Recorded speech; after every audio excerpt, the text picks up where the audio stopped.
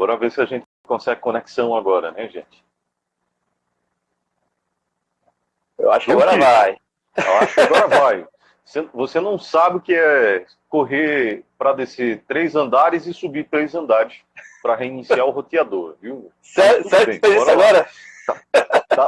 Agora. Tô atividade física 100%, meu amigo. Que bom, não é. Meu Deus do céu, olha, mas bora rir para não chorar. Inteligência emocional, gente. Todo mundo zen. Bora se embora. Duque, da onde a gente parou? Você acha que... Vou repetir essa pergunta, porque eu achei muito interessante esse recorte que você trouxe aí da sua experiência no Rio de Janeiro, trazendo para cá e trazendo também para a sua vida, na sua vida pessoal, como você falou. Essas empresas que você passou lá no Rio de Janeiro, trouxe essa experiência para você? Você através dessa experiência vivenciada nessas empresas, você conquistou o Eduardo Duque que você é hoje? Vamos lá. Na verdade, a minha carreira ela se iniciou em Pernambuco, tá? No Rio, em Pernambuco. No Rio, eu ainda era aquele adolescente, sem muita expectativa, sem muita noção do que era. A noção que eu tinha eu era tímido, era um cara muito introspectivo, com poucos amigos, poucos relacionamentos, e chego em Recife, chego em Pernambuco, com uma expectativa, primeiro, de seguir uma carreira na área militar, que minha família todinha são de militares, mas depois de certa conversa com meu pai, eu falei, não quero seguir carreira militar, tem que começar a trabalhar. Então comecei a trabalhar numa farmácia, foi meu primeiro emprego, uma escola para mim. Comecei como operador de caixa. E eu tinha algumas características como operador de caixa, e eu com 8 meses eu consegui minha primeira promoção. Então, assim, era algo inédito dentro da empresa. E ali eu acho que dá o estalo do Eduardo Duque. Acho que ali dá a abertura que, cara, tudo bem que eu sou tímido, mas eu tenho outras características que podem me ajudar no trabalho, mas eu preciso desenvolver cada vez mais essa habilidade, porque tinha hora que eu queria pedir a equipe para fazer determinada coisa e a equipe não me obedecia. Entende? Eu tinha medo de falar com a chefia, com os supervisores. Então ali eu fui vendo que eu precisava moldar uma nova figura, um novo profissional, e durante esses anos eu fui desempenhando isso, entre altos e baixos, lógico que como toda carreira você acerta em alguns pontos e erra em outros. Agora, como lidar com esses erros é que você faz a grande diferença, né? Então, eu fui moldando esse profissional que, por exemplo, você me fez a primeira pergunta no post, né, lá sobre o que seria esse líder extraordinário, né? Como ser um líder, né? Como ser um líder extraordinário? Qual o segredo? Qual a chave? Qual o gatilho aí para ser um líder extraordinário? Então, opa, galera chegando aí, ó, Joel trabalhou comigo, foi um líder também numa empresa que eu trabalhei. Felipe, boa noite a todos que estão chegando aí. E o que acontece? Eu falo assim, ó, eu transformo líderes comuns em líderes extraordinários. Eu costumo dizer, vou até pegar o gancho da farmácia que a gente estava falando, eu tive uma líder, uma gerente na farmácia, que há quase 15 anos que eu trabalhei com ela. E recentemente eu fui numa farmácia aqui perto de casa e eu perguntei sobre essa profissional, que estava já em outra rede, né?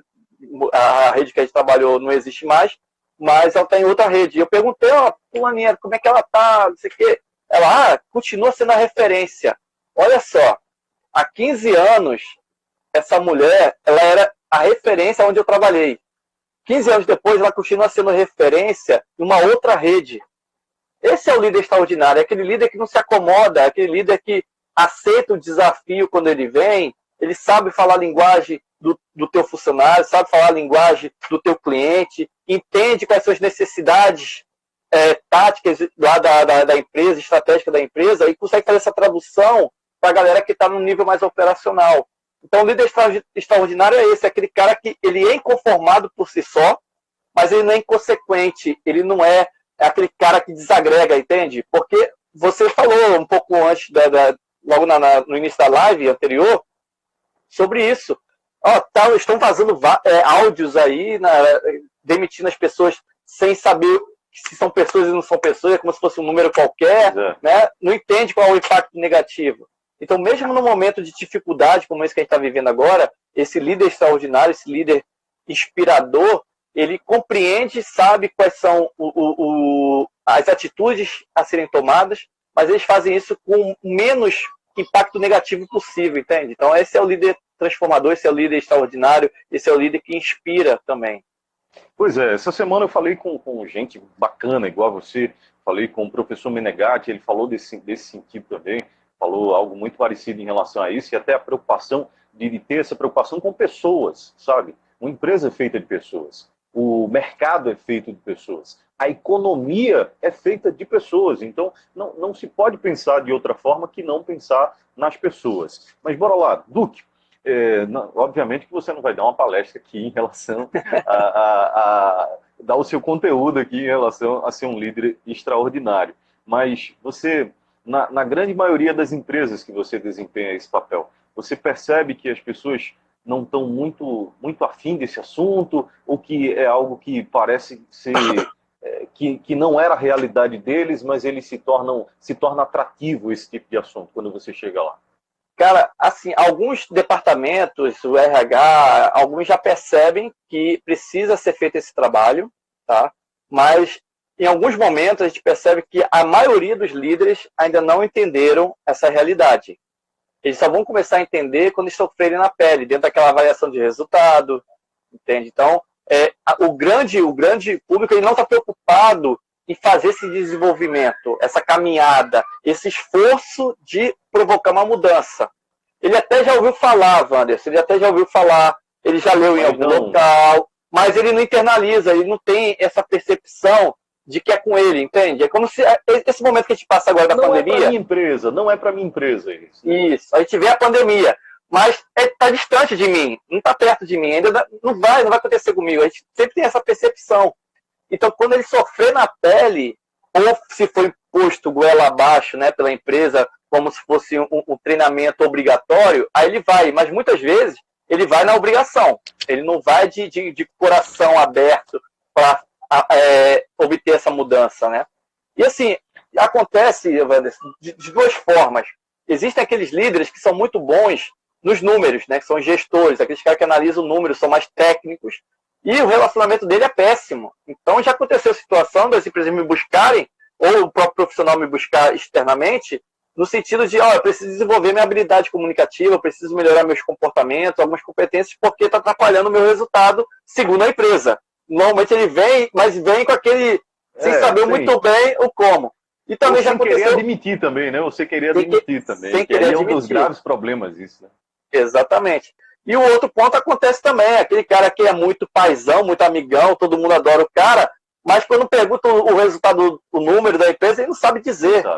E ele precisa ter esse olhar. Então, hoje, é mais do que comum e é mais do que obrigatório o líder ser gestor também. Não tem como você dissociar isso, entende? O líder e o gestor tem que caminhar junto. É a liderança de resultados que a gente fala tanto, né? Pois é, eu acho bem interessante isso. E uma coisa que eu queria que você tirasse a dúvida em relação a isso. Para ser líder, precisa ser uma grande empresa ou a microempresa ali também necessita de um líder? Precisa, é importantíssimo ter. O ruim de algumas empresas pequenas é que se você não for o dono, né, se for o líder que não é o dono da empresa, ter esse apadrinhamento, né? Às vezes o dono não quer que alguém sobressaia mais do que ele. Então, essa é uma dificuldade que tem que ser trabalhada ao longo do período que essa pessoa estiver lá. Mas o líder, antes de mais nada, tem que ser você próprio, né? Como se você estivesse vestindo a própria camisa ali da liderança para você desenvolver um bom papel. Que é aquele cara que é um desbravador, entende? É um cara que não fica acomodado. Esse é o papel da liderança hoje. É aquele cara como se fosse o técnico ali fora do campo, entendendo como é que está sendo a jogada, potencializando o resultado de um, ou se aquele, bora ali substituir, dá um cartão amarelo se precisar, aí assume o papel do juiz, mas é aquele cara que observa, entende o que está acontecendo à sua volta e vai lá e interfere no jogo para mudar a dinâmica do jogo, nem ver se de goleada. Eu acho que esse é o grande papel do líder, independe se isso é uma empresa pequena ou se é uma empresa grande. A empresa grande, ela tem uma coisa a favor dela e favorece o líder, que é o processo bem definido. Está tudo muito bem dividido, os processos, as funções de cada funcionário e também como avaliar cada funcionário. Acho que essa é a grande facilidade que a empresa grande dá. A empresa pequena nem sempre ela tem isso, então vai muito no calor da emoção. E cabe ao líder, se estiver aqui assistindo a gente agora e trabalha numa empresa pequena, é desenvolver esses processos ou buscar empresas que façam esse processo acontecer. Porque senão você vai, ora você julga alguém por determinada atitude, e a outra pessoa vai lá e faz a mesma atitude, e você está num calor da emoção diferente, e vai lá e toma atitude diferente, entende? Então, aí isso pode gerar um conflito interno, que aí vem a questão da comunicação também. Então, é importante que você faça o processo entre o resultado e o comportamento que aquele funcionário traz. Então, você fazendo essa avaliação bem definida, começa a fluir de uma maneira muito melhor dentro das organizações. E aí é um trabalho verdadeiramente de um líder, saber identificar essas potencialidades e esses defeitos de cada um que todos nós temos. Com essa crise agora, eu estou falando isso quase em todas as lives. O líder hoje, no momento que a gente está vivendo, se é aquele líder que vive em função do cargo dele, esse cara não fica no mercado mais não. Vai ter muita dificuldade, esse cara vai ter muita dificuldade de voltar, porque o que acontece? Algumas empresas pararam, a maioria das empresas pararam nesse momento, só que não é férias. Então você precisa estimular a tua equipe, se a tua empresa decidiu não demitir a turma, trabalhar essa equipe mesmo à distância. Eu fiz um post ontem, como é que você faz uma reunião à distância?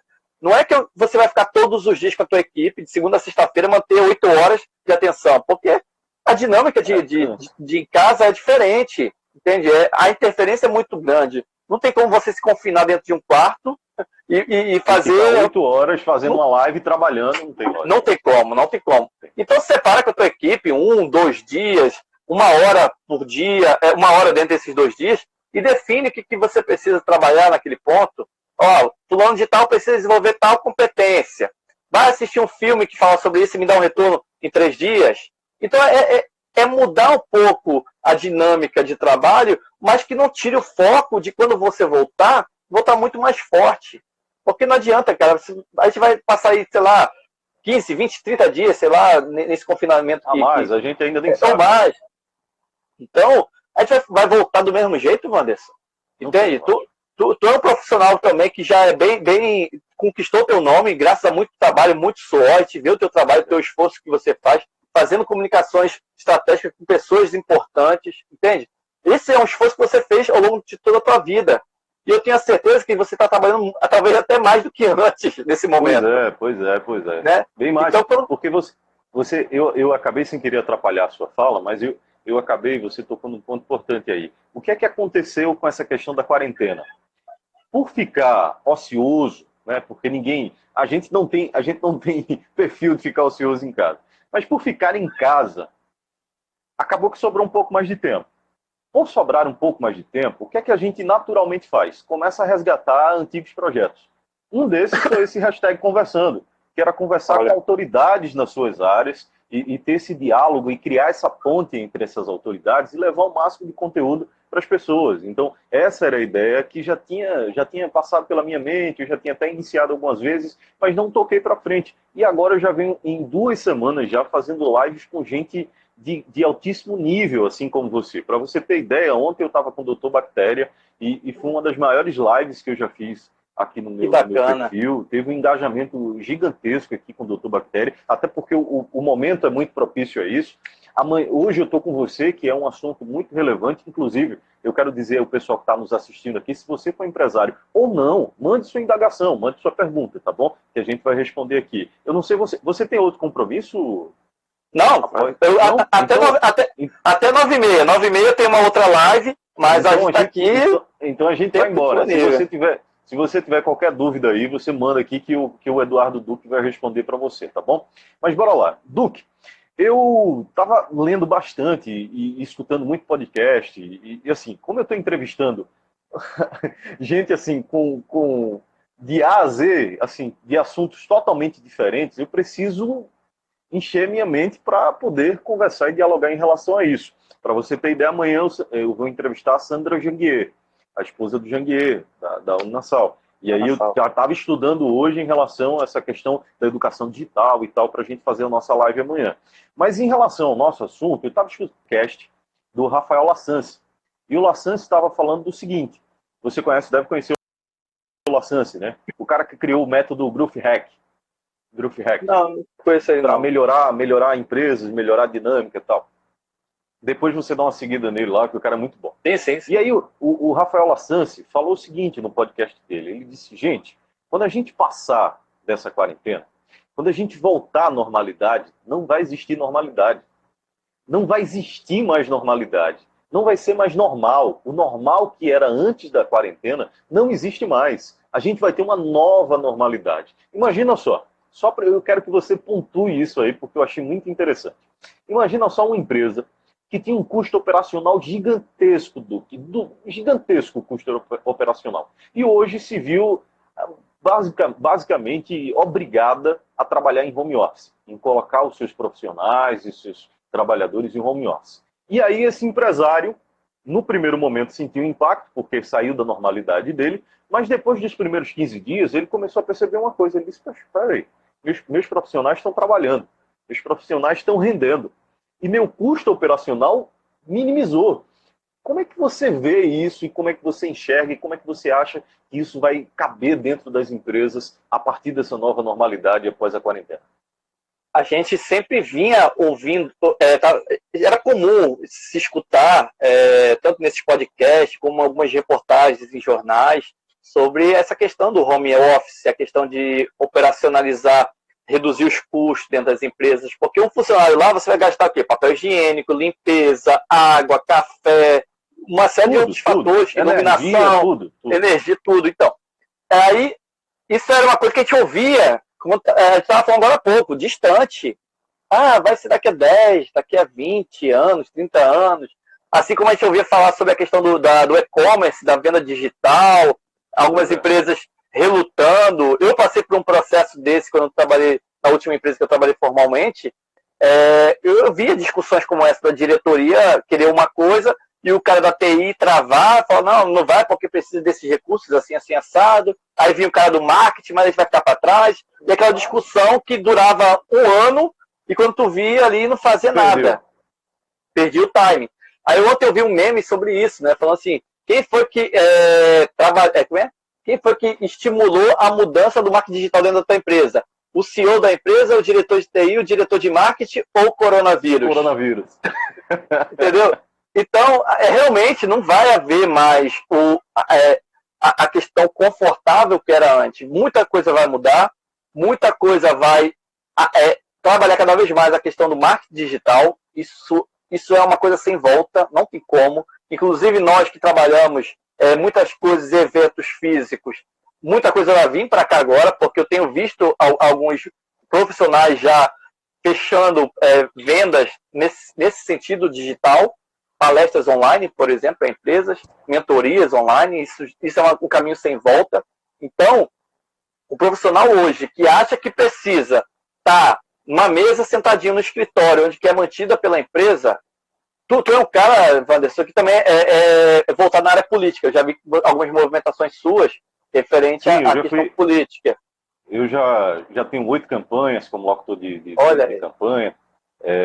Fui presidente de partido, diretor de comunicação na estadual, então assim, tenho bacana.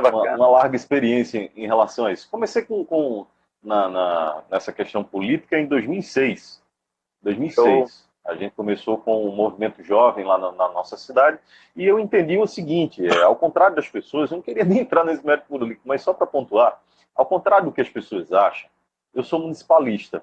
Eu acredito que a política ela tem o poder de mudar a saúde, de mudar a educação, de mudar a infraestrutura, de mudar a realidade das pessoas. Então, eu não enxergo a política como só aquela parte suja, aquela parte de corrupção. Eu enxergo a política como uma ferramenta que a gente pode utilizá-la, e se a gente utilizar ela para o bem, a gente consegue fazer uma diferença enorme na vida de muita gente.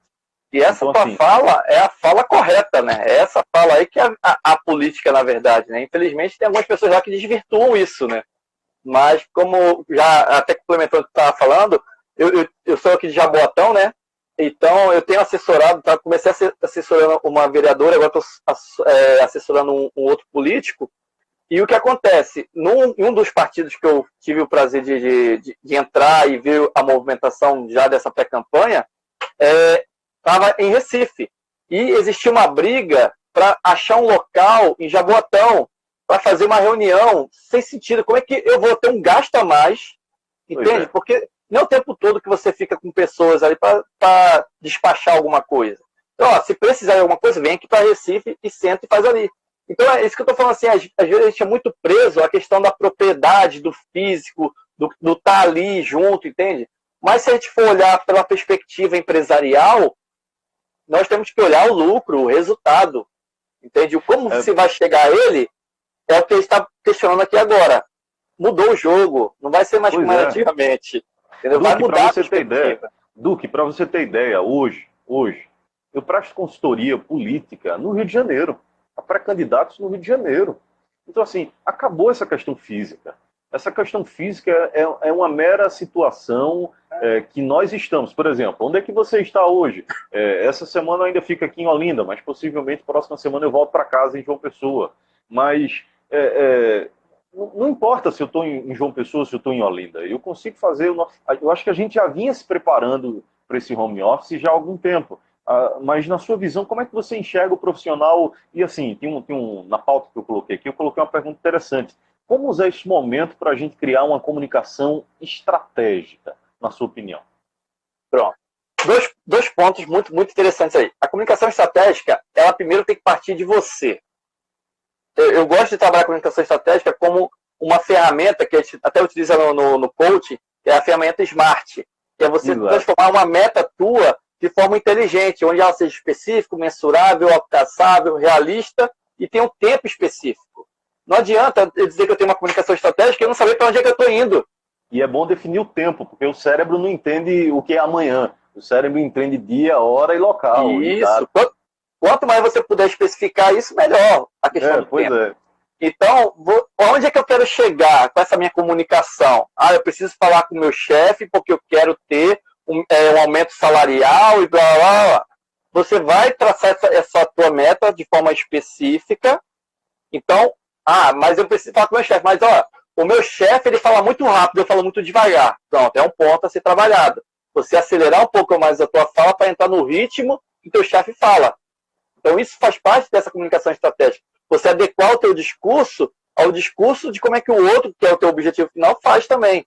Então, a gente vai trabalhar a comunicação neste sentido. Um outro ponto, aí vem mais nas técnicas mais de oratória, de comunicação, ou você saber como você vai criar um rapport, a fazer perguntas que gerem uma empatia e não afastem a pessoa. Então, vai nesse sentido. O primeiro ponto é você saber qual é o teu objetivo, e você vai trabalhar isso dentro da tua perspectiva de meta. E o segundo ponto é entender quais são os viés da comunicação de fato. Como você fazer para influenciar, para você persuadir, utilizar técnicas de persuasão como a reciprocidade, você começar a mostrar a tua própria autoridade, não ser aquela pessoa fechada o tempo todo. E que adianta? Se eu tenho o resultado, posso mostrar o resultado, bater meta, blá, blá, blá, blá, mas você está aquém ali da tua equipe, a tua equipe que mostra todo o resultado, e você é um cara que cria um distanciamento. Entende? Então, quando você assume essa postura de liderança, daquela pessoa que mostra onde o foco está em você e você está ajudando a tua equipe a crescer junto, aí as coisas começam a mudar. Mas é sutil essa diferença, mas ela tem que atuar, porque os líderes não estão pensando no amanhã, muitos deles não estão pensando o como fazer, vivendo dia após dia, batendo ponto, entende, Vanessa? Não tem aquela pessoa que... tu falou sobre a questão do empreendedorismo. Muitos líderes não estão com essa visão empreendedora, intraempreendedora, né? De entender que, cara, a carreira é construída ponto a ponto, mas tu tem que saber onde tu quer chegar. Se você não souber... Tem que ter essa meta clara, né? Tem que ter essa meta muito clara. E demonstrar essa clareza. É isso? Eu fiquei muito feliz com essa sua fala agora. E vocês bem sabem que eu estou numa transição de profissão. E você já é palestrante há um bom tempo já, eu estou começando nessa carreira, lancei minha carreira de palestrante em si no final do ano passado, e assim, essa transição não é fácil, você sabe que e durante todo o ano de 2018, 2019, quando eu criei o método Mindset Comunicativo, em 2018, vim trabalhando esse método e meio acanhado ainda, assim, será que vai? Será que dá certo? Meio naquela dúvida. E aí foi quando eu percebi que as ferramentas realmente eram funcionais. E quando eu tomei essa decisão, Duque, foi uma decisão muito difícil para mim. Mas eu tomei essa decisão baseada em duas coisas. Só estou fazendo esse recorte aqui porque foram exatamente as duas coisas que o Duque falou aqui agora. Eu tomei essa decisão de fazer essa transição profissional por conta de dois motivos. Primeiro, pessoal. Por quê? Eu tenho 15 anos de palcos, para você ter ideia. Eu comecei muito cedo. Então, eu comecei com locução na minha cidade, trabalhando com locução de festas, estava locutor de supermercado, enfim, comecei em rádio com 17 anos, então eu vou fazer 32 já. Então, assim, eu já estou nesse jogo há 15 anos, então são uma década e meia. Então, você já tem mais ou menos o feeling desse jogo, o jogo dos palcos. Mas eu sempre estive no palco, mas nunca estive no palco do jeito que eu queria estar. Por quê? Como você falou no início lá da nossa outra live, eu sempre estive no palco apresentando os outros. Eu sempre estive no palco apresentando as pessoas, ou apresentando o evento, mas nunca estive no palco fazendo o que realmente eu queria fazer. Quero falar com pessoas. Quero falar a nossa experiência, trazer nossa experiência de vida, com tudo que a gente aprendeu durante essa vida, e trazer e facilitar a vida das pessoas. Eu estava num evento lá com a Sandra Jangueira, lá naquele evento que a Laurinha realizou no dia 12, lá na Unite, no dia 12 de dezembro do ano passado, e todo mundo falando sobre primeira infância, todo mundo falando sobre educação, pá. E eu com indagação na mente, com a língua coçando, Duque, para falar uma coisa. E eu acabei falando. Porque eu disse, gente, vocês se preocupam tanto com a didática, vocês se preocupam tanto com a escola, com a qualidade e tal, não sei o quê. A gente vê os melhores alunos saindo das melhores escolas, tirando nota 1000 na redação do Enem, e a maior dificuldade, passando em universidades públicas, e a maior dificuldade desse aluno é fazer uma entrevista de emprego. A maior dificuldade desse aluno é apresentar um trabalho. Por que vocês não lutam para colocar na grade curricular comunicação, gente? Para a gente desbloquear, para a gente quebrar essas crenças limitantes dessas crianças, quando dá para quebrar com mais facilidade, que é exatamente naquele período ali de 0 a 12 anos, que é quando não tem filtros e tudo que é colocado como verdade. Eu passei os últimos 2 anos estudando bastante como o cérebro funciona, porque não tem como a gente ensinar a comunicação sem a gente saber como é que se aprende. E aí foi essa minha preocupação. Mas essa transição não está sendo fácil. Eu confesso para você, essa transição não está sendo fácil para mim. Porque é uma transição difícil. De você ser enxergado no mercado como uma coisa, como mestre de cerimônia. Ah, já vi esse cara em vários. Ah, eu conheço esse cara, rapaz. Esse cara tá em quase todos os eventos do Sebrae. Tal. Ah, eu conheço esse cara. Eu vi esse cara na FIEP e tal. Então, assim, você ser visto e reconhecido como uma coisa e fazer essa transição é muito difícil. Qual seria a dica para os profissionais que estão nesse momento como eu, que está fazendo essa transição? Seria exatamente fazer essa comunicação estratégica, deixar tudo isso muito claro? É o que acontece, eu passei por isso há alguns anos também, né? Eu tive minha carreira toda dentro de empresas privadas. E quando eu me lanço, e como eu falei no início, onde uma família toda de militar, ou seja, são servidores públicos, né? Quando você se arrisca para algo que é só seu, e agora vem uma crise como essa, onde um monte de treinamentos meus foram cancelados, foram adiados, então, né? Então isso impacta. Deixa pra lá, bora fazer live. Mas quando tu olha, por exemplo, para as pessoas que são próximas a você e vê a tua caminhada, fala assim, cara, eu tô com você aqui, vamos lá, vamos junto, vai acontecer. Quando acabar essa crise agora, as coisas vão voltar, precisar. Eu acredito que vai bombar, Vai sim, lógico. Mas o interessante é o seguinte, tudo bem, a minha carreira até hoje, ela vinha nesse sentido aqui. Primeiro, a reserva financeira, não adianta você fazer uma loucura e sair de um lugar para o outro, e até você se adequar nesse sentido aqui, nesse novo ar, então você tem que ter uma certa reserva financeira. Mas o interessante é possível? Você tem qualidade? Você sabe o que é? Quais são os pré-requisitos básicos para isso? Sabe? Já tem? Ótimo. Já vai-se embora. Não tem? Antes de mudar totalmente, vai fazer essa transição. Eu fiz isso na minha transição. Por exemplo, para ser palestrante, eu sempre quis ser palestrante. Quando eu decidi o que queria de fato, estar no palco, eu vou fazer o quê? Vou fazer primeiro uma formação em coach, para começar a entender como é que é a questão do desenvolvimento humano. Depois fui fazer minha formação em PNL, depois fui fazer um monte de outros cursos. Neurolinguística é muito importante. Então, eu fui fazer esses pré-requisitos. Quando eu falei assim, pronto, já tenho esses pré-requisitos, agora eu me lanço. Então, toda aquela questão de qual a imagem que você quer que as pessoas tenham de você. Entende? Então, no teu intuito aí agora é tentar pagar até certo ponto, que talvez aí tenha a tua segurança financeira ainda, da figura do locutor, né? para essa figura do palestrante, que mesmo estando próximo, é diferente. É diferente, Mesmo estando bem diferente. São diferentes. Então, quem faz aquilo... Cara, hoje, mais do que nunca, a questão do propósito é o que vai mudar o mundo. Não é mais a questão de, vou me formar em medicina só porque a família quer, ou igual ao meu caso, vou ser militar só porque a família quer. Militar. Não é. Mais cedo ou mais tarde essa conta vai chegar. Porque aquilo que está dentro de você, que é aquilo que você deseja, ela vai aflorar de alguma forma que vai fazer você tomar essa atitude. Tem que ser, senão você vai ser infeliz a vida toda. E outra, você não vai ganhar o dinheiro que você gostaria de ganhar, mesmo sendo uma profissão de renome, sei lá o que for. Mas se você faz aquilo com bom gosto, aquilo que você acredita que vai levar como propósito na tua vida, e melhor ainda, vai impactar muito mais vidas, porque você vai falar aquilo ali do teu coração. Então, essa hora vai ter que chegar, você tem que fazer essa escolha e ir em frente, acreditar, entende? Agora, a transição não é fácil, não vou mentir aqui, Wanderson, dizer que ela não é fácil. Como foi sua transição? Como foi sua transição? Foi dolorosa? Você mudou de estado também nesse período? Não cheguei a mudar de estado, mas eu estava um período que eu estava me casando nesse período, fui morar com minha esposa também. Caramba. Entendeu? Olha, eu parando para olhar agora, nem tinha parado para pensar nisso agora. Eu saí do emprego, tinha acabado de casar, e minha esposa engravidou logo em seguida. Caramba! Quer dizer, então só coisinha pequena, só coisinha besta, resolvível, tá tudo certo. Então, assim, eu tinha ainda uma certa reserva, né? Mas é que vários nãos, né? Porque talvez não tivesse pronto o suficiente.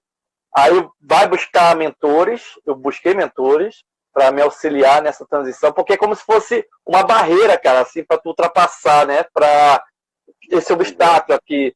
Até aqui você chega, para cá você precisa ter alguém que te ensine o caminho. Então eu busquei isso, graças a Deus tenho sido bem aceito no mercado, tenho algumas empresas de renome, inclusive, que já me contrataram, e a gente está levando esse conteúdo. Talvez ainda não seja um patamar Mário Sérgio Cortella da vida, um Leandro Carnal, que são os palestrantes hoje. Chega lá. Esses que têm a maior roupagem, que são os que realmente ganham o maior cachê, né, nesse sentido. Mas já vem desempenhando um trabalho bem interessante dentro das empresas, com resultados também, graças a Deus. E é isso, é uma caminhada, é uma escadinha de cada vez. Mas é aquele negócio que tu falou, cara, é muito de você. É uma coisa que está mais do que você. Pô, você ficou se coçando para falar aonde, teoricamente, o locutor não tem esse dever não tem. E nem esse direito, né? Não tem nem o dever nem o direito de falar. Mas quando você vê que, cara, eu falei, né, porque já não é para tu aquilo ali. Tu já amadureceu ao ponto de que você tem a própria voz, entende? Não é mais o cara que lê os assuntos. Mas eu gosto, cara, de ser locutor também. Já fui mestre cerimônias de evento. É bom, eu gosto. Já fez já? Já fiz, já. Puxa, é gostoso, né? Eu sinto muita falta, cara. Eu já fiz alguns eventos. Mas hoje é gostoso. Hoje acaba que a gente tá fazendo rádio aqui também. Porque se eu quiser, eu tiro o áudio aqui, mando para uma rádio de um amigo, ou então aí o cara coloca lá a nossa entrevista. Tô até com essa ideia aí, eu acho que eu vou criar um podcast aí e mandar para uma rádio. Você acabou de dar um start aí, já que a gente pode pegar esse áudio aqui e mandar também. Afinal de contas, a gente está em tantas outras plataformas. Mas eu fazendo esse recorte, você falou aí, em relação à profissão, eu confesso a você que eu não sei nem se eu deveria falar isso agora, mas eu vou confessar para as pessoas que estão ouvindo, para você que está ouvindo agora. Mas há algum tempo eu já estou muito triste com ser mestre de cerimônia. Porque o mundo inteiro mudou, cara. O mundo inteiro mudou. A forma de comunicação mudou. Eu lembro que o primeiro curso de oratória que eu fiz, cara, eu não vou falar o nome do cara, porque o cara ainda está no mercado. Eu tenho uns casos desses também, vai. O primeiro curso de oratória, o primeiro curso de oratória que eu fui fazer em 2005, Duque. 2005, Duque. Foi quando eu comecei já puxa, eu gosto desse negócio de falar, mas eu preciso aprender mais, tal, saber como é que se fala, porque eu sempre acreditei numa coisa. Obviamente que, graças a Deus, todo mundo percebe a primeira coisa quando eu falo, percebe o quê? O tom da voz. Mas eu sempre Sim, disse claro. uma coisa: mais importante do que a voz é o que ela fala.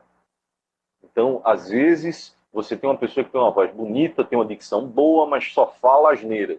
Ou então só fala besteira, ou então não constrói nada naquilo que faz. Então, eu sempre acreditei que o mais importante do que a voz é o que ela fala. Eu sempre levei muito a sério isso. Então, eu comecei a perceber, nesse primeiro curso de oratória que eu fiz, o cara dizia o seguinte: eu acho que você passou por isso também. Tá com um cara que você passou por isso. O cara disse: olha, se você tiver medo, tiver com medo na hora lá de falar com a turma, olha lá no final da parede, olha aquele ponto fixo lá no final da parede e faz o teu discurso. Naquele momento, veja como são as coisas. Eu era um leigo naquela hora, mas naquele momento eu percebi que tinha alguma coisa errada. Eu disse: não é possível um negócio desse. Não é possível que esse homem esteja falando isso. Afinal de contas, eu estou aqui para falar com essas pessoas. Eu estou aqui para passar informação para essas pessoas. Eu não estou aqui para passar informação para a parede. Entende? Então, assim, desde esse curso em diante, eu percebi que muita gente também tinha esse pensamento e que o próprio mercado também priorizava esse tipo de pensamento. E há algum tempo eu já estou muito triste com a questão de mestre de cerimônia, porque eu percebo que tudo no mundo evoluiu.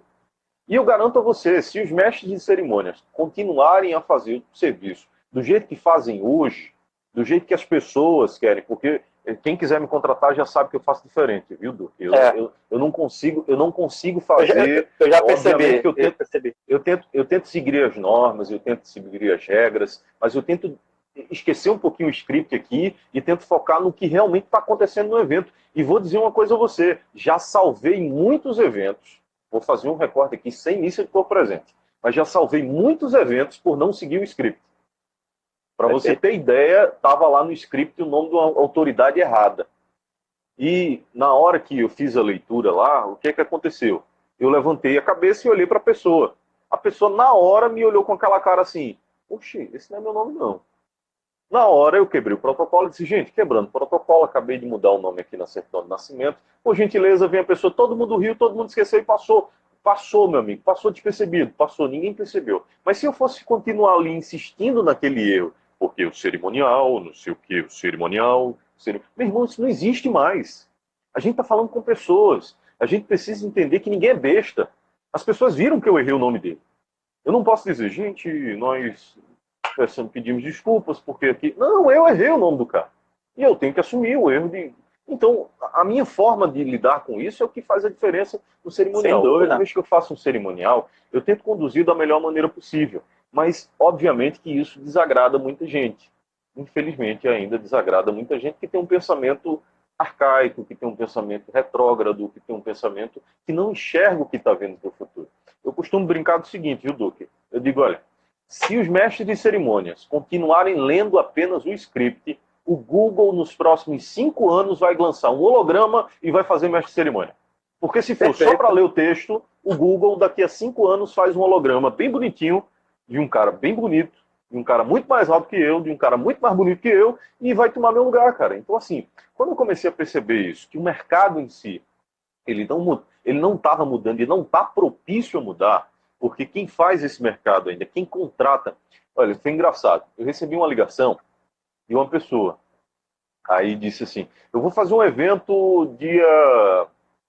Eu não vou falar o dia não, porque a pessoa pode associar com o dia, né? Ela Mas fazer. o evento vai ser aqui no Recife. O evento vai ser aqui no Recife.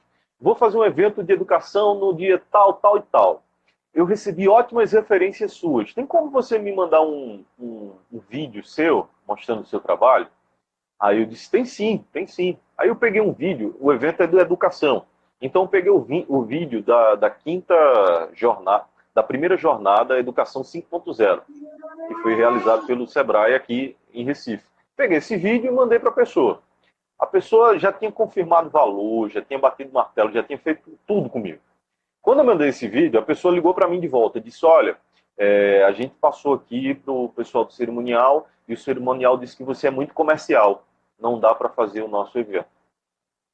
Aí eu disse: qual tipo de perfil vocês desejam? Não, a gente precisa de alguém que só leia o script. Aí eu disse: parabéns, pode colocar o texto no Google, colocar o telefone e o telefone vai ler. Então, assim, Gente, a que ponto a gente está chegando, sabe, Duque? Você trabalha na área de comunicação há um bom tempo também, assim como eu, e a gente sente essa dificuldade, não é verdade? Eu passei por uma parecida com essa também, tua aí, de cerimonial também. Me ligaram, falando que tinham referências minhas, aí. Só que eu acho que tinha um cara lá que. Acho que me pegaram só para fazer aquela questão de três orçamentos. Sim, fazer os orçamentos lá. Os orçamentos. Aí eu já tinha um contato nessa empresa, né? Aí eu, ó, quem foi que ganhou aí esse negócio aí? Só para eu saber como é que foi. Ah, daqui é um arrumadinho, é a pessoa que sempre faz o tempo todo, e ele tem esse perfil. Ah, não é não é o meu perfil também, deixa pra lá. Não, deixa pra lá. Mas essa tua fala é muito interessante, porque foi o que me levou a trabalhar com a parte de oratória. Porque eu comecei eu queria ser palestrante, e quando eu fui ver, eu fui sendo solicitado a ministrar os cursos de oratórias, inclusive na empresa que eu trabalhei. Viam a questão da comunicação não estava fluindo, e a empresa não queria pagar alto para profissional de fora, me utilizaram dentro da empresa, e para mim era bom também, porque eu ia exercitar a metodologia que eu estava criando. Exato. E aí eu falei assim, não, eu não vou usar o nome oratória, eu não queria usar o nome oratória, porque tem esse intuito muito engessado, né? Tem essa perspectiva de que é algo muito... Alguns falam até que é para virar orador na igreja, e as pessoas confundem, né? Então, eu falei assim, não vou. E foi quando eu comecei a utilizar o termo comunicação estratégica, porque a minha parte dessa oratória eu utilizo muito na área de negócios, então é para líderes de fato, é para profissional que quer desempenhar melhor o seu processo de vendas, então o meu público é muito mais nesse sentido. E eu comecei a utilizar a comunicação estratégica, utilizando, claro, algumas regras básicas da oratória, mas não aquela que deixa o cara robô. Eu tava assistindo um vídeo de alguém... Você acredita nesse negócio do Google aí? Eu acho que eu tô mentalizando. Tá certo. O Google, nos próximos 5 anos, vai criar um holograma aí, vai fazer para ler texto, ele lê. O Google já lê texto. Já tem o Skype, já faz a tradução simultânea, né? Tipo, se você estiver assistindo uma palestra em inglês, ela já traduz para você para o português aqui. Então já tem... Logo vai ter isso, sim. Tu tá certíssimo. Aí eu lembro que algum autor, alguma coisa falou essa fala, eu achei interessante. Eu falei assim, eu não quero que o meu aluno de oratória seja perguntado se ele fez um curso de oratória, quando ele for falar. Porque se o cara percebe que o cara fez um curso de oratória, é sinal que o cara está muito mecânico, está muito robótico. O bom é aquele cara que sabe falar com as técnicas, mas ele tem o seu jeitinho próprio, né? O jeito dele de falar. E é isso que é o bacana. É isso que não vai fazer o cara se afastar do teu público. Que o grande intuito da comunicação é você se aproximar. E aí quando a gente traz para a liderança aí, a liderança extraordinária, esse projeto meu, que é o Conexão Líder, é essa conexão do líder. É conexão do líder com a tua equipe, com o teu funcionário ou com a tua chefia. São as regras da comunicação adaptadas ao líder para ele falar a linguagem que seja mais interessante para o público que ele estiver falando. É isso que vai fazer um cara ser diferente no mercado hoje. E tu tá certíssimo quando você questiona a questão do mestre de cerimônias. Tem uma colega minha aí, antes da tua fala, que você quer falar, o palestrante quer falar, não tem como, não tem para fugir.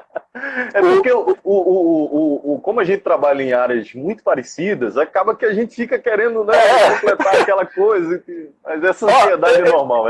Eu não sei se a gente vai esperar a quarentena acabar para a gente tomar um café, mas acho que mais cedo ou mais tarde a gente vai ter que conversar de novo sobre esse assunto. Pois é, concordo. Mas, por exemplo, tem uma colega minha daí de Olinda que ela trabalha na parte de secretariado remoto. Eu falo para ela, você está desmistificando uma área que era totalmente engessada, que é o secretariado. Que era aquela secretária que estava ali na recepção e ficava vetando quem ia entrar ou quem não ia entrar. Cara, essa menina, graças a Deus, está tendo a sua renda boa e está mentorando um monte de gente que precisa estar de casa, porque tem um filho, tem alguém para cuidar, mas está ali, trabalhando, assessorando um palestrante, assessorando o médico, marcando consulta, olhando a agenda, sabendo quais são as contas a pagar, quais são as contas a receber. Isso é um mundo que está mudando e a gente tem, enquanto profissional, acompanhar essa jogada, meu amigo, senão a gente fica de fora.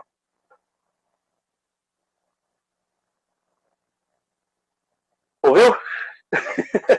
Tá ouvindo aí, não? Tá me ouvindo? Voltou? Voltou?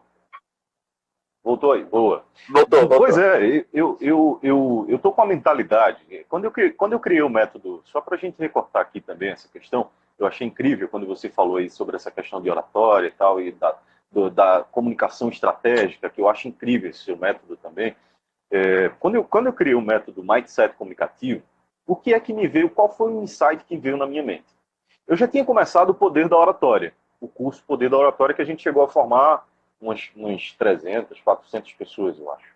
Mais ou menos isso. Mas nessa experiência, nessa curva aí, que eu dei esse pico aí para formar bastante gente, nessa curva, eu percebi uma coisa, que muita gente pegava as ferramentas, uma semana depois estava me ligando.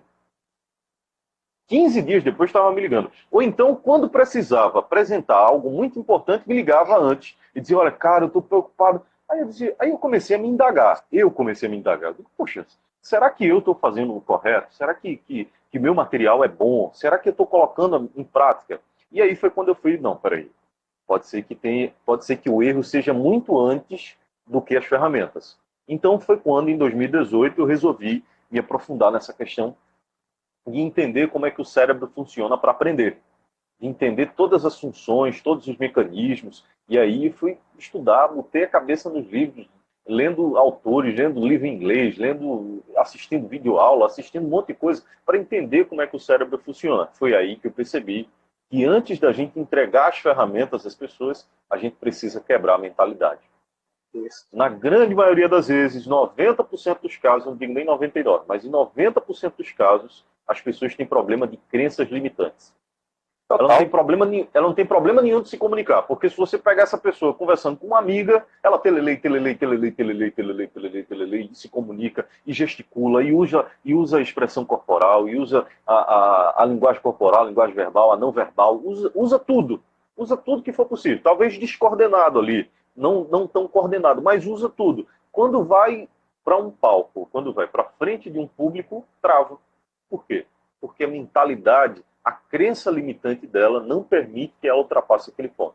Então, esse método Mindset Comunicativo foi exatamente para isso. O que é que a gente faz primeiro? A gente primeiro quebra essas mentalidades, mostra como é que o cérebro funciona, faz umas técnicas lá, porque tem muita gente cética, viu? Eu não sei se você pega muita gente cética em turmas. Tem gente que não sabe se comunicar, mas acha que se comunica. Você já pegou gente assim? Gente que não se comunica, porque o conceito de comunicação é muito básico.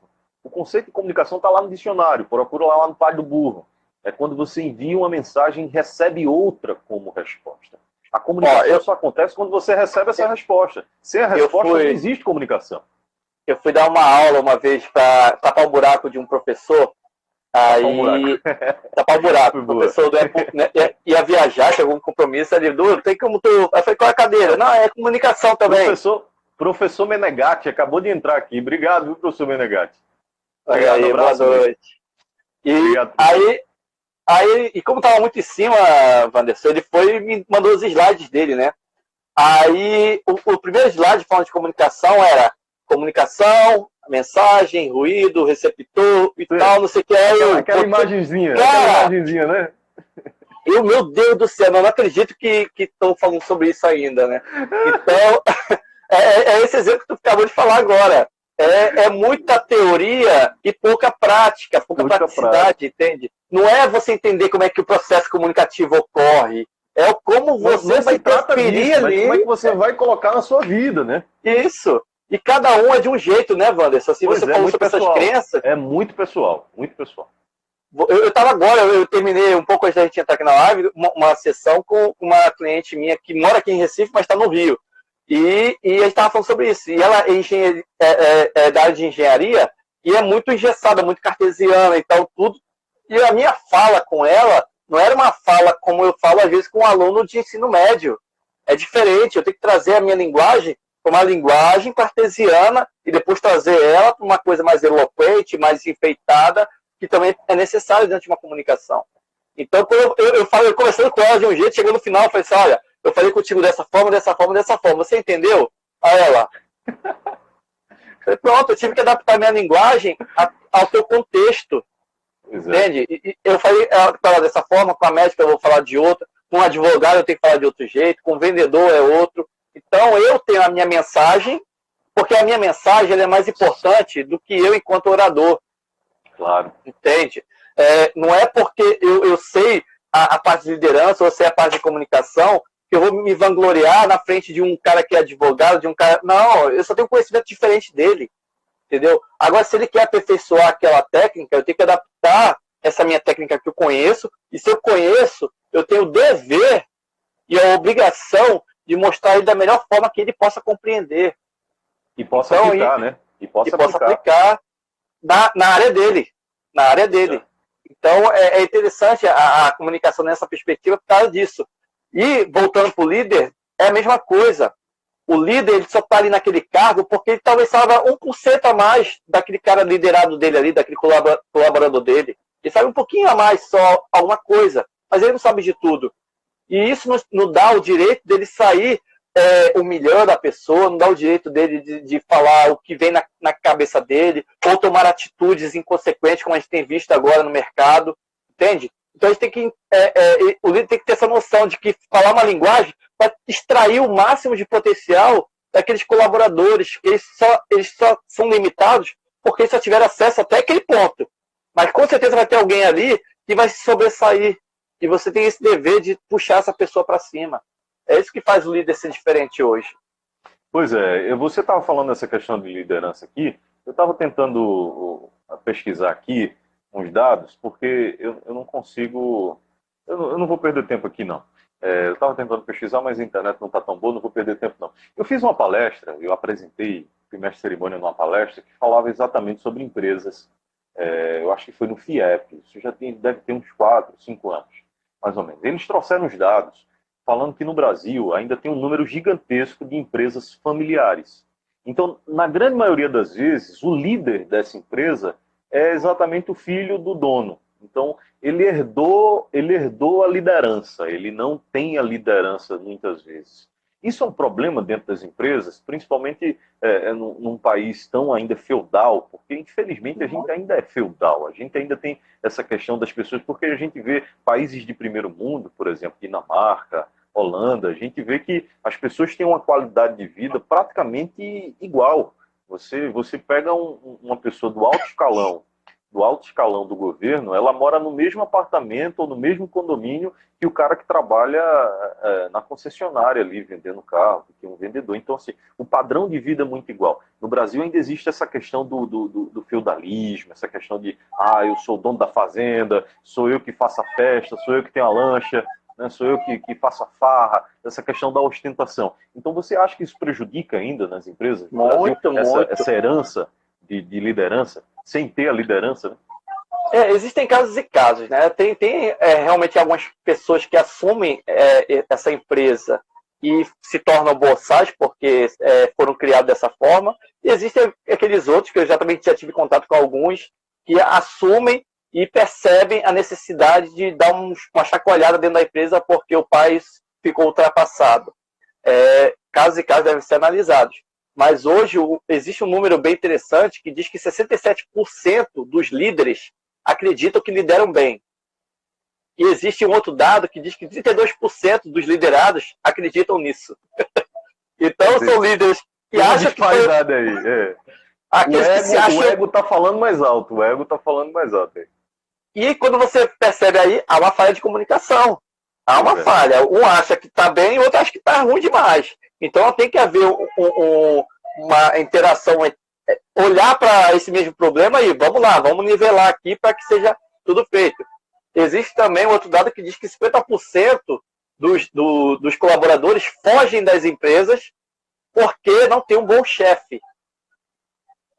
Então aí o turnover, né, a rotatividade das empresas, é porque não tem um líder bom suficiente para trabalhar aquela equipe.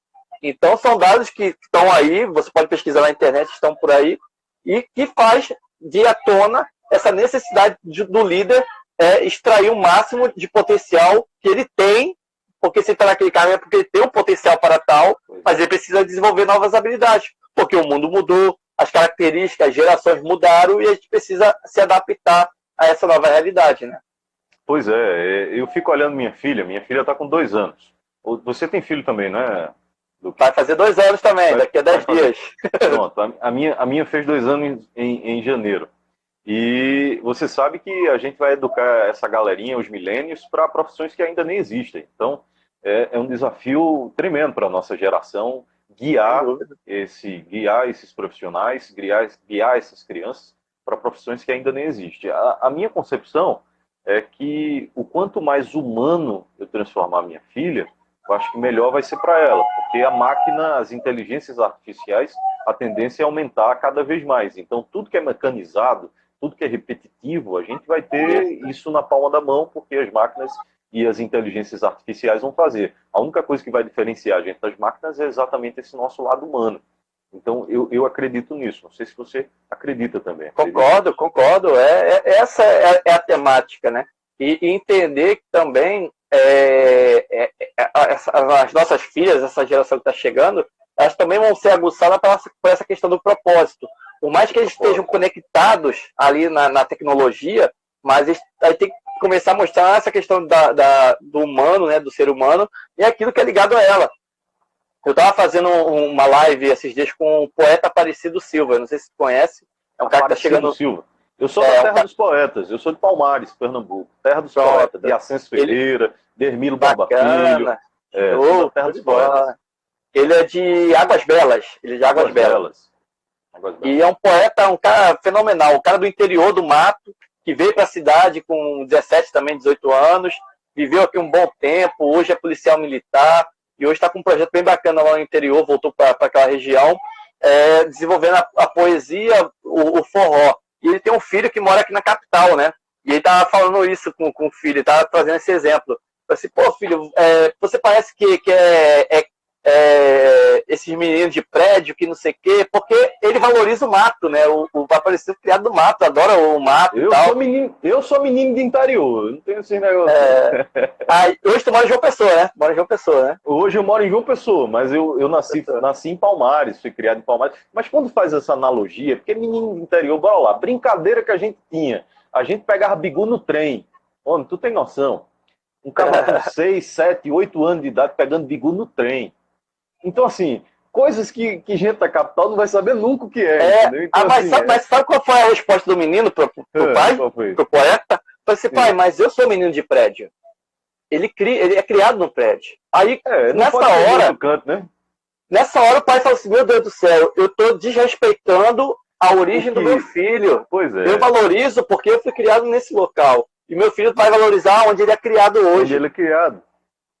Mas ele tem que existir essa ponte, não pode existir a diferença. Mas essa realidade que, muitas vezes, o próprio diálogo, a própria comunicação deixa de existir por conta dessas duas pontes que, às vezes, não são criadas. Né? Não são, aí é o segredo da comunicação, a gente entender o mundo do outro. A gente tem que entender o mundo do outro, para a gente se comunicar. É enxergar o que há de comum, e não aquilo que há de diferente, né? E o poeta ele foi bem assertivo quando ele falou assim, filho, realmente você tem razão nisso. Ele não impôs o mundo dele para o menino. Ele entendeu que o menino tinha outra perspectiva de mundo. Então, acho que esse é um grande desafio que a gente tem aí pela frente, para essas novas gerações, é conseguir compreender esses vários mundos que a gente vive ao mesmo tempo, né? Pois é aquela velha brincadeira. Enquanto eu pegava bigu no trem, meus primos aqui em Recife estavam no Game Station. E aí, quando eu chegava aqui pra gente passar as férias, aí eu não sabia o que era Game Station e eles não sabiam o que era a aventura de subir num trem, meu amigo. Então, assim, são universos diferentes, mas que acabava que a gente compartilhava desses universos. Duque, a gente está chegando na nossa hora, mas eu quero fazer uma pergunta para você aqui, que está na nossa pauta, e eu não poderia deixar de fazer essa pergunta, que é exatamente os desafios pós-quarentena e o que a gente deve fazer na sua visão.